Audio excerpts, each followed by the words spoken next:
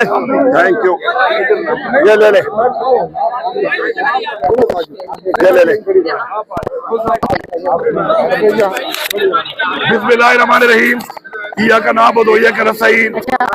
निहायत ही शर्म की बात है कि आज वकील आकर, सरकारी वकील आके ये कह रहा है कि जी मुझे पता नहीं था और मुझे रात को पता चला है। कुछ शर्म करो, पूरी दुनिया को पता है, पूरे पाकिस्तान को पता है कि आज ये पेशी लगनी थी और तुम आगे कह रहे हो कि मुझे पता ही नहीं था। और वही डिलेइंग टैक्टिक्स, वही शर्मनाक किस्म की हरकत जो शुरू है यहाँ पर, कि यहाँ पे इंसाफ नहीं दिया जा रहा, अदलिया आजाद नहीं है। मैं तो यही कहूंगा कि अदलिया आजाद होकर अपने हक के फैसले आजाद तरीके से दे। और बार बार बंदे लोग कह रहे हैं, पूरी कौम कह रही है कि हम आपके साथ खड़े हैं, हम आपके साथ खड़े हैं। आप पे कोई प्रेशर है, आप बताएं किसका प्रेशर है, आप फैसला दें, हम आपका साथ देंगे। हम कोई ऐसा किसी का प्रेशर इस मुल्क के आइन के मुताबिक बर्दाश्त ना करते हैं, न किसी अपने इदारे को करने देंगे।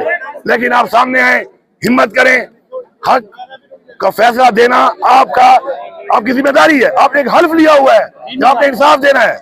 अपने हल्फ के मुताबिक इंसाफ दें, अपने हल्फ के मुताबिक आप फैसले दें। और हमें पूरा यकीन है, इंशाल्लाह पूरा यकीन है कि जिस तरीके से इमरान खान इस कौम की जंग लड़ रहा है, जिस तरीके से इमरान खान हक के साथ खड़ा है, जीत इमरान खान की होनी है, जीत हक की होनी है। खुदा साहब आप जरा बता दें, वकील साहब की जरा सुन ले बात।